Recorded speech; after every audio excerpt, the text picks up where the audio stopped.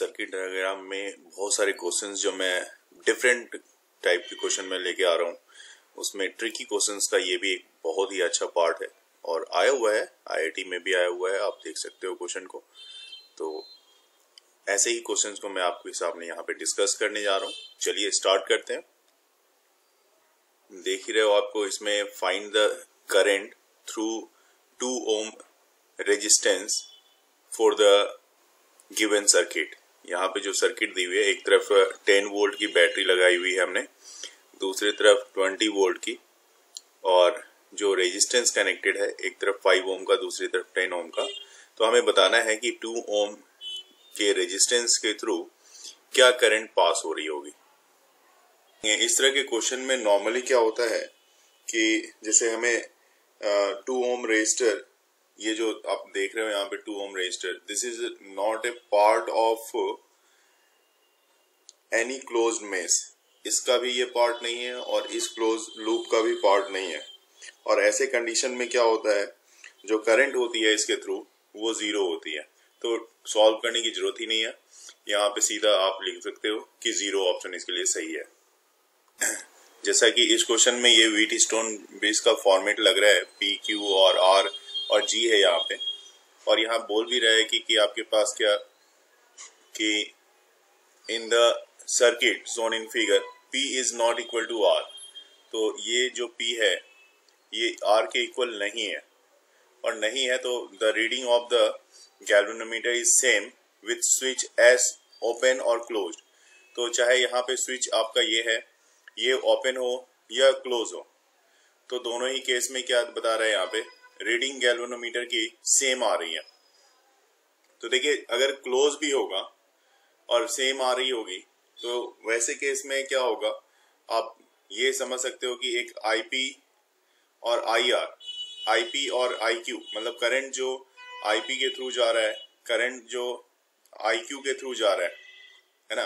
क्योंकि एक बार समझा जाए कि यहाँ पर जो पोटेंशियल होगी ना, B और D के बीच की पोटेंशियल है ना, तो पोटेंशियल जो VB पे होगी वही पोटेंशियल VD के लिए होगी, सेम पोटेंशियल होगी। क्योंकि ये वायर यहाँ पे जा रहा है और ये यहाँ पे आ रही है, तो पोटेंशियल यहाँ पे दोनों के लिए क्या होगी, सेम होगी। और जब पोटेंशियल सेम होगी तो व्हीट स्टोन ब्रिज ऑलरेडी वो बैलेंस होगा, और वैसे केस में जो है IP इक्वल टू IQ होगा। मतलब जो करंट P के थ्रू जो पास हो रही होगी वही करंट, सेम करंट Q के थ्रू पास हो रही होगी, क्योंकि ये सीरीज में हो जाएगा। ठीक है। अगर ये कनेक्टेड नहीं है तो यहाँ पे कोई दिक्कत नहीं है हमारे पास। ये बिल्कुल जो करंट यहाँ से जाएगी वही करंट सीरीज में होती हुई यहाँ Q से होती हुई चली जाएगी, और सेम कंडीशन वहीं पे यहाँ पे भी होगा कि जो करंट R से होती हुई जाएगी वही करंट, सेम अमाउंट की करंट C से होती, मतलब गैल्वेनोमीटर से होती हुई हमें दिखाई देगी। तो अगर ये इसके इक्वल है, ये दोनों इक्वल रह गया, तो इसका मतलब हमारे पास IR इक्वल टू IG, जो करंट R के थ्रू जा रही है वही करंट हमारे पास G के थ्रू भी जाती हुई दिखेगी हमें। तो इसलिए पहला ऑप्शन हमारा सही है। बहुत बार ये क्वेश्चन आया हुआ है, और इस तरह के क्वेश्चन में देखो यहाँ पे साफ बोल रहा है कि आपको इफेक्टिव रेजिस्टेंस निकालनी है।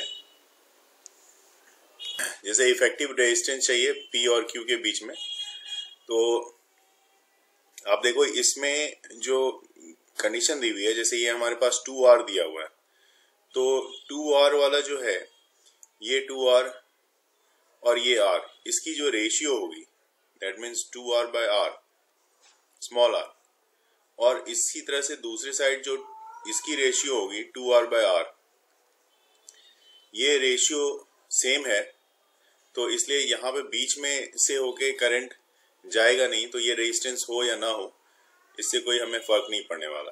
तो ये इनफैक्ट 2R और 2R, मतलब इसका इक्विवेलेंट रेजिस्टेंस हो गया 4R का, चूंकि ये सीरीज में है। उसी तरह से नीचे में यहाँ से यहाँ तक के लिए ये हो गया, स्मॉल r है दोनों, तो 2R हो गया। तो उसी तरह से नीचे वाले फॉर्मेट को भी, जिस तरह से हमने ऊपर वाले फॉर्मेट को देखा, नीचे वाले फॉर्मेट को देखा जाए तो ये 2R और R का रेशियो, यहाँ पे भी 2R और R का रेशियो सेम है, तो इस 2R से होकर करंट पास होने वाला नहीं है। तो नीचे भी व्हीट स्टोन ब्रिज और ऊपर भी व्हीट स्टोन ब्रिज बन रहा है। तो ओवरऑल अब आपके पास जो रेजिस्टेंस का फॉर्मेट है वो कुछ इस तरह का है कि एक रेजिस्टेंस ऊपर में है आपके पास जो 4R का है, एक रेजिस्टेंस इसके बीच में है जो 2R का है, और एक रेजिस्टेंस जो है ये सबसे नीचे में है, ये भी 4R का है, तो 4R का है। अब इसी का अगर आप पैरेलल में इक्विवेलेंट रेजिस्टेंस निकालोगे, दैट मीन्स कहने का मतलब ये हो गया कि 1/4R plus 1/2R plus 1/4R, तो अब इसका इक्विवेलेंट रेजिस्टेंस निकालोगे तो आपके पास first option 2R into small r by R plus small r, ये वैल्यू आपके पास आ जाएगी। क्वेश्चन में भी सारी चीजें क्वेश्चन से भी क्लियर है, जैसे ideal gas is filled in a closed rigid and thermally insulated container. तो एक कॉइल है जो कि 100 ओम की है, उस रेजिस्टेंस उसमें करंट जा रही है 1 एम्पियर की, और ये करंट जा रही है सिर्फ 5 मिनट्स के लिए सप्लाईज हो रही है। और जब 5 मिनट्स के लिए कॉइल से करंट पास होगी तो ऑब्वियस सी बात है हीट वहां पे प्रोड्यूस होगा उस गैस के लिए। और तो वैसे केस में हमारे से पूछा जाता है change in internal energy of the gas. तो ऑब्वियस सी बात है कि अगर आपने गैस को हीट किया है तो गैस की इंटरनल एनर्जी क्या होगी, वो इंक्रीज करेगी। और क्या इंक्रीज हुई, कितना से उसकी इंटरनल एनर्जी इंक्रीज हुई, क्या चेंज आया उसकी इंटरनल एनर्जी में, ये सवाल पूछा गया है। तो normally heating effect of joule जो होता है वो H equal to I² RT का होता है। तो करंट हमारे पास दिया हुआ है यहाँ पे 1 एम्पियर का करंट, तो इसलिए यहाँ पे 1 यूज किया आपने, इसका स्क्वायर कर लिया। और रेजिस्टेंस जो दी हुई है कॉइल की वो भी आपके पास दी हुई है।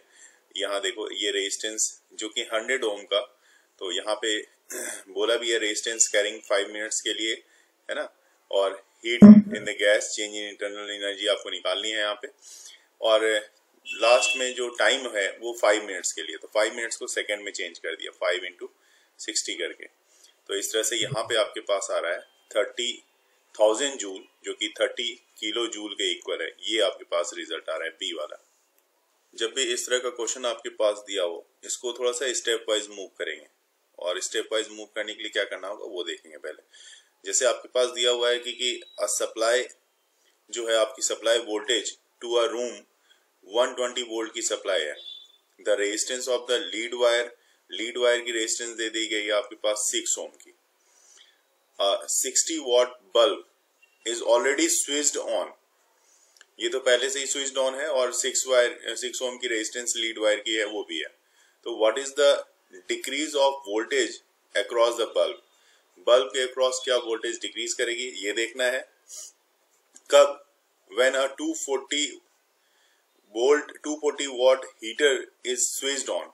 तो ऑब्वियस बात है घर में भी हम देखते हैं जब भी स्विच ऑन करते हैं तो वहां पे क्या होता है कि वोल्टेज थोड़ी डीम हो जाती है, कम हो जाती है।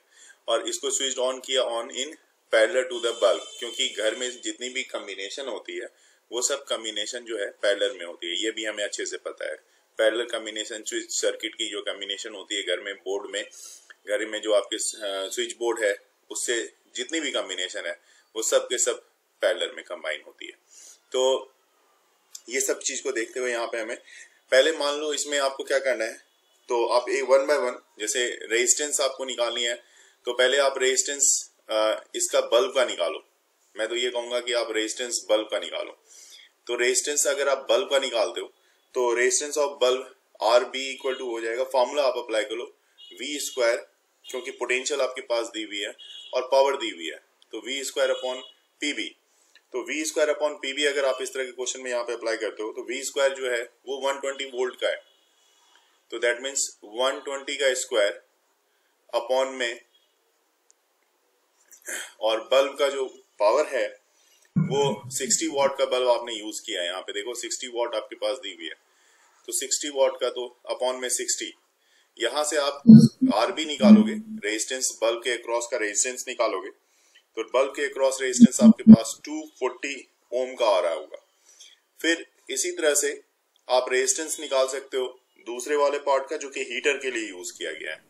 तो रेजिस्टेंस ऑफ हीटर यूज कर लेते हैं, RH से लिख रहा हूं मैं इसको। सेम फॉर्मूला यूज करोगे, 120 का स्क्वायर, बिल्कुल यहाँ पे 120 वोल्ट है स्क्वायर, अपॉन जो हीटर का है तो हीटर में देखो 240 वॉट है, तो अपॉन 240, तो this one is equal to हो जाएगा 60 ओम। तो हीटर का रेजिस्टेंस निकल गया और यहाँ पे बल्ब का भी रेजिस्टेंस आपने निकाल लिया है। अब आपको देखना है क्या, आपको देखना है कि voltage across bulb before heater is switched, heater की जो स्विच है उसके ऑन करने के पहले, है ना, वोल्टेज अक्रॉस द बल्ब। तो अगर वोल्टेज अक्रॉस द बल्ब अगर हीटर को ऑन करने के पहले देखनी है तो V1 से लिख लो आप। तो वोल्टेज V1 इक्वल टू देखो 120 वोल्ट, पहले तो 120 वोल्ट जो कि आपने पूरा सप्लाई जा रहा है उसका, upon net resistance. Net resistance कितनी है, तो ये नेट रेजिस्टेंस आपके पास 240 है, ठीक है। नेट रेजिस्टेंस अब यहाँ पे ये भी कंफ्यूजन हो सकता है कि पैरेलल में निकालना है या सीरीज में निकालना है, तो मैं इससे पहले एक सर्किट डायग्राम आपको दिखा देता हूँ कि सर्किट डायग्राम कैसा बना हुआ होगा जो हमारे पास जिस तरह का क्वेश्चन दिया हुआ है उसके अकॉर्डिंग। यहाँ पे जैसा आप देख सकते हो कि यहाँ पे सर्किट डायग्राम है, 60 वॉट का बल्ब है और 60 वॉट के बल्ब के साथ हीटर है, ये यहाँ पे दोनों पैरेलल में लग रहा है मुझे, और यहाँ पे लीड है जिसकी रेजिस्टेंस 6 ओम की है। तो साथ ही साथ यहाँ पे वोल्टेज लगी हुई है 120 वोल्ट, पूरा सप्लाई है 120 वोल्ट का सब पे। तो अभी हमने निकाला था यहाँ पे देखते हुए कि ये 240 है और ये 60 ओम है, ये निकाल लिया हमने। अब यहाँ से आप देखो कि वोल्टेज अक्रॉस आपको क्या देखना है सबसे पहले, तो voltage across bulb before the heater is switched on. जैसे ये हीटर है, अभी हीटर का स्विच ऑन हमने नहीं किया, इसको आपने अलग रख रखा है।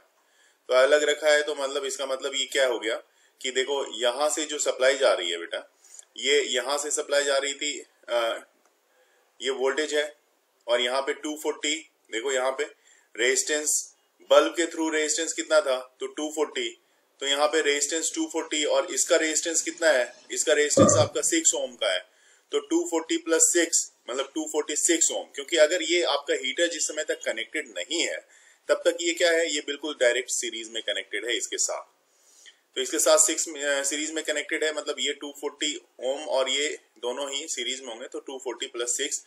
तो पहला पोटेंशियल जो आपको देखने को मिलेगा इस दोनों के अक्रॉस देखने को मिलेगा, क्योंकि उस समय ये फंक्शन में होगा नहीं। जब तक ये फंक्शन में नहीं है तो इसको आप अभी इग्नोर ही करो।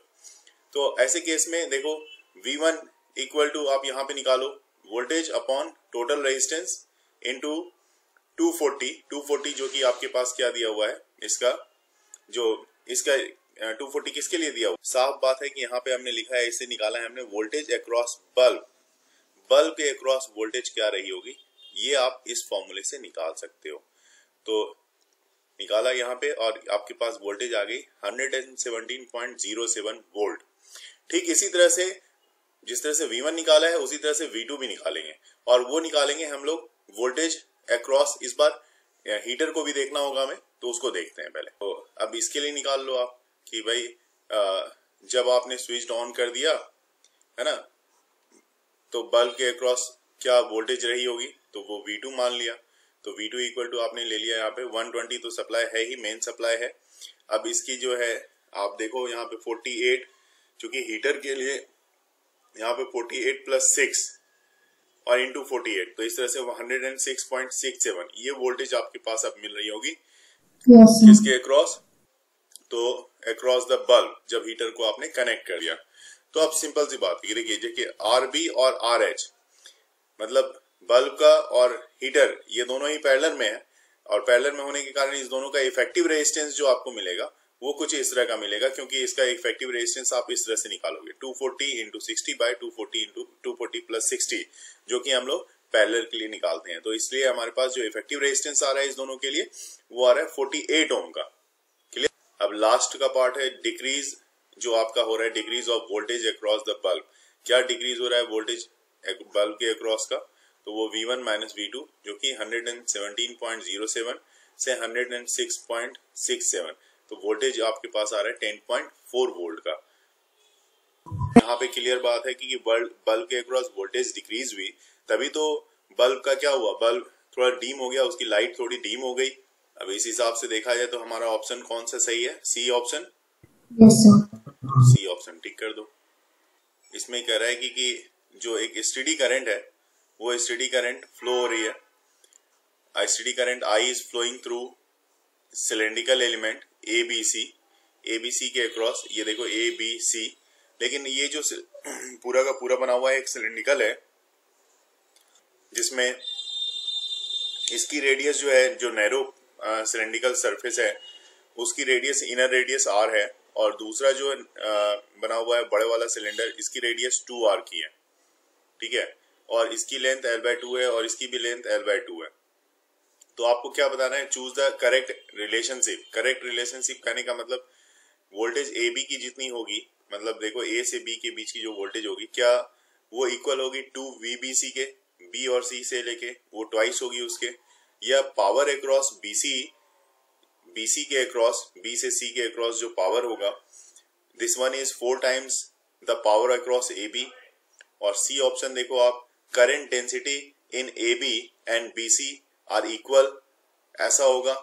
और एक चौथा ऑप्शन आपके पास है, तो फोर्थ ऑप्शन है electrical field due to current inside A B and B C are equal. ये सब में से कौन सा ऑप्शन आपका करेक्ट है, ये हमें सिलेक्ट करना है। इस तरह के क्वेश्चन को सॉल्व करने में हमें ये भी देखना पड़ेगा कि रेजिस्टेंस कितना है, ए और बी के अक्रॉस रेजिस्टेंस कितना है, और बी और सी के अक्रॉस हमारा रेजिस्टेंस क्या रहेगा, ठीक है, ताकि हम रेजिस्टेंस की रेशियो निकाल सकें, ए बी के अक्रॉस रेजिस्टेंस की रेशियो और बी सी के अक्रॉस रेजिस्टेंस की रेशियो निकाल सकें। क्योंकि उसके बाद हमारे पास ये भी देखना होगा कि हमारे वोल्टेज कितना है, ठीक है, ए बी के अक्रॉस वोल्टेज क्या है, और इनफैक्ट जब रेजिस्टेंस निकाल लेंगे हम तो इसके अक्रॉस वोल्टेज निकालना भी हमारे लिए आसान हो जाएगा। रेजिस्टेंस कहने का मतलब है जैसे हमने आर ए बी निकालना होगा, रेजिस्टेंस अक्रॉस ए बी मैंने यहाँ पे निकाला है, और यहाँ पे मैंने दिखाया है कि आर ए बी जो है R equal to rho L by A होता है। तो रो और लेंथ जो है ए बी के अक्रॉस की जो लेंथ है, जो डायग्राम में हमारे पास दी हुई है, वो आपके पास l/2 की है, तो यहाँ पे l/2 हो जाता है ना, तो ये l/2 हो जाएगा आपका यहाँ पे। और उसके बाद एरिया जो है पाई आर स्क्वायर, तो this one is equal to, उसके बाद आप सॉल्व करोगे तो rho l upon 8 pi r square, ये आ जाएगा आपका, ठीक है। उसके बाद दूसरे पार्ट में देखा जाए बीसी के अक्रॉस भी, लेकिन बीसी की बात जब करेंगे बेटा तो आप ये देखो, जैसे ए बी का जो रेडियस था वो तो 2r का था, लेकिन बीसी का जो रेडियस है वो r का है, तो r का रेडियस है, तो यहाँ पे आपको रेडियस के फॉर्म में स्मॉल r सिर्फ लेना पड़ेगा। तो जब आप स्मॉल r लोगे यहाँ पे तो आपके पास ये वाली वैल्यू आपको मिल रही है, तो पाई आर स्क्वायर डायरेक्ट यहाँ पे आपको करना पड़ेगा, जिससे कि ये फॉर्मेट आ जाएगा। अब दोनों की आर ए बी और आर बी सी दोनों का रेशियो अगर निकाला जाए तो ये 1:4 का हमें मिल रहा है।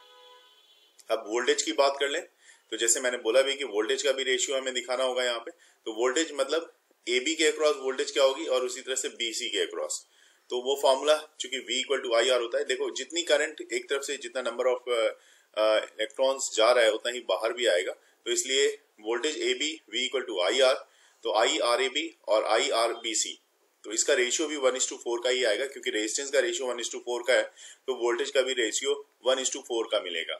पावर की बात कर लेते हैं, तो P B C, P equal to I square R, और पी ए बी के लिए भी I square R A B का फॉर्मूला लगेगा।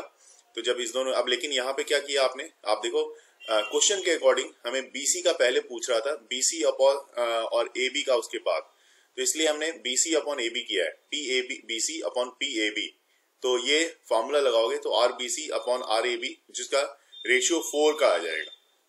हाँ बिल्कुल सही, यहाँ पे इस हिसाब से जो है आपका ऑप्शन बी ऑप्शन सही है, क्योंकि यहाँ पे पावर का रेशियो जो है, जैसे बी ऑप्शन में बोला जा रहा है यहाँ पे कि power across BC is 4 times the power across A B, तो ऑप्शन बी आपका यहाँ पे परफेक्ट है, सही है।